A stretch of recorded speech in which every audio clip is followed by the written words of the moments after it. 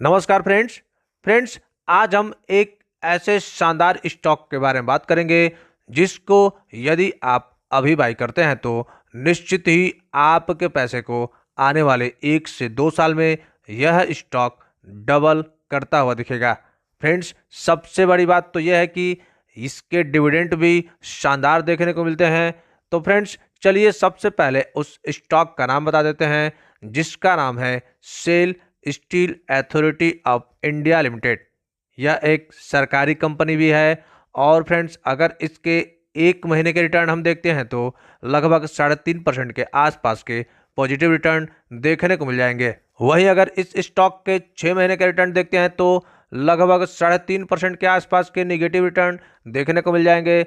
वहीं अगर इस स्टॉक के 1 साल के रिटर्न देखते हैं तो लगभग 25% तक ये स्टॉक अपने हाई से टूट चुका है। और बता दें कि इसके ऑल टाइम रिटर्न अगर देखे जाए तो शानदार 1200% के आसपास का पॉजिटिव रिटर्न देखने को मिल जाएगा। वहीं अगर इसके बॉटम से लेकर के टॉप तक का रिटर्न अगर देखेंगे तो शानदार 5000% से भी ज़्यादा का पॉजिटिव रिटर्न बना करके अपने इन्वेस्टर्स को दिया है। तो फ्रेंड्स, कहीं ना कहीं ये स्टॉक एक मल्टीबैगर रिटर्न बना करके अपने इन्वेस्टर्स को पहले ही दे रखा है।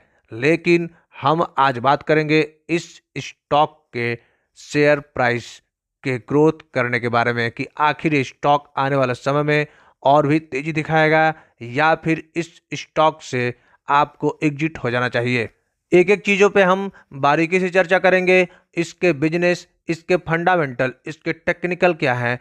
तो फ्रेंड्स, बने रहिएगा वीडियो में। और यदि वीडियो में दी गई जानकारी आपको अच्छी लगेगी तो निश्चित ही हमारे चैनल को सब्सक्राइब भी जरूर करिएगा, जिससे हमें भी एक बढ़िया मोटिवेशन मिलता रहे। सबसे पहले मार्केट कैप की बात कर लेते हैं तो 33,000 करोड़ के आसपास के इसके मार्केट कैप देखने को मिल जाएंगे। वहीं इसके ROC 23%, तो ROE 25% के आसपास आपको देखने को मिल जाएंगे। वहीं हम बात करें इसके फेस वैल्यू तो 10 रुपये के आसपास आपको देखने को मिल जाएंगे। और फ्रेंड्स, यही नहीं, इसके डिविडेंड यील्ड की हम अगर बात करते हैं तो 10% से ज़्यादा के इसके डिविडेंड यील्ड देखने को मिलते हैं। यानी कि हर साल आपको 10% इसके डिविडेंड से ही प्रॉफिट हो जाएंगे। यानी कि लगभग 10 साल में मात्र डिविडेंड से ही आप अपने पैसे को डबल कर सकते हैं। तो फ्रेंड्स, बने रहिएगा, वीडियो में पूरी जानकारी देंगे। इसके अगर कुछ पॉजिटिव चीज़ों पे नज़र डालें तो ये स्टॉक 10% के आसपास यानी कि 11% के आसपास का डिविडेंड यील्ड देता है। इसके CAGR लगभग 47% के आसपास के हैं पिछले 5 साल से अगर देखा जाए तो फ्रेंड्स, ये भी एक कंपनी के लिए और कंपनी के इन्वेस्टर्स के लिए काफ़ी बढ़िया बात हो सकता है। वहीं अगर हम इसके क्वार्टर एंड क्वार्टर बेसिस पे ऑपरेटिंग प्रॉफिट, नेट प्रॉफिट और प्रॉफिट बिफोर टैक्स की बात कर लेते हैं तो दिसंबर 2021 में इसके ऑपरेटिंग प्रॉफिट 3402 करोड़, मार्च 2022 में 4338 करोड़ और जून 2022 में डाउन होकर के 2302 करोड़। और वहीं सितंबर में देखा जाए तो एकदम से खराब, यानी कि सितंबर में बहुत ज़्यादा डाउन होकर के 735 करोड़ के आसपास के इसके ऑपरेटिंग प्रॉफिट देखने को मिल रहे हैं। वहीं अगर इस स्टॉक के प्रॉफिट बिफोर टैक्स की बात करते हैं तो 2006 करोड़, 3279 करोड़ और जून 2022 की बात करते हैं तो 1047 करोड़ और सितंबर 2022 में एकदम खराब प्रदर्शन करते हुए देखने को मिल रहा है। लगभग माइनस में 443 करोड़ के आसपास के इसके प्रॉफिट बिफोर टैक्स पोस्ट करते हुए कंपनी दिखाई दे रही है।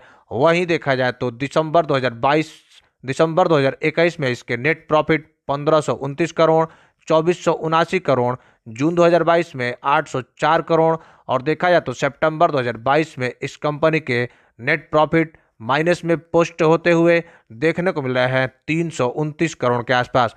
तो फ्रेंड्स, बता दें कि क्वार्टर एंड क्वार्टर बेसिस पे इसके operating profit, profit before tax और नेट प्रॉफिट में एक गिरावट देखने को मिल रही है। इसी कारण इसके शेयर में भी ग्रोथ देखने को नहीं मिल रहा है।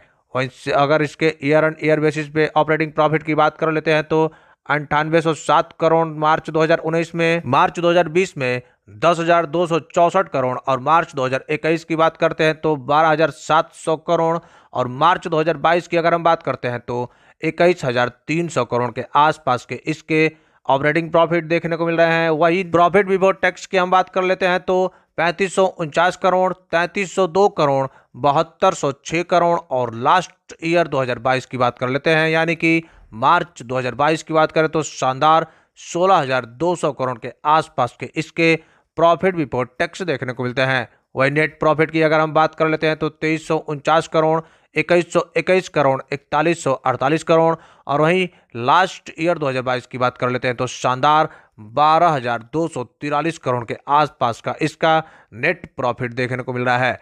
तो कंपनी भले ही क्वार्टर एंड क्वार्टर बेसिस पे अपने नेट प्रॉफिट, ऑपरेटिंग प्रॉफिट और प्रॉफिट बिफोर टैक्स में माइनस पोस्ट करते चले आ रही है, लेकिन अगर इसके ईयर एंड ईयर बेसिस की बात कर लेते हैं तो शानदार ग्रोथ देखने को मिल रहे हैं। चलिए इस कंपनी के शेयर होल्डिंग पैटर्न पे एक नजर डालेंगे, उसके बाद से बताएंगे कि ये कंपनी आखिर करती क्या है, कंपनी के बिजनेस फ्यूचर में डिमांड होने वाले हैं कि नहीं।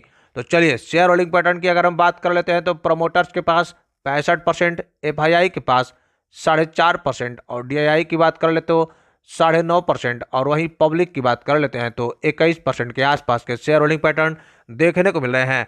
तो फ्रेंड्स हम बता दें कि एफआईआई और डीआईआई धीरे धीरे अपने लास्ट 2 क्वार्टर से इंक्रीज कर रहे हैं शेयर होल्डिंग पैटर्न, जो कि एक काफ़ी अच्छी बात हो सकती है। चलिए अब इस कंपनी के थोड़े काम पे नज़र डाल लेते हैं, उसके बाद बताएंगे कि ये कंपनी यानी कि इसके शेयर लेने लायक है कि नहीं।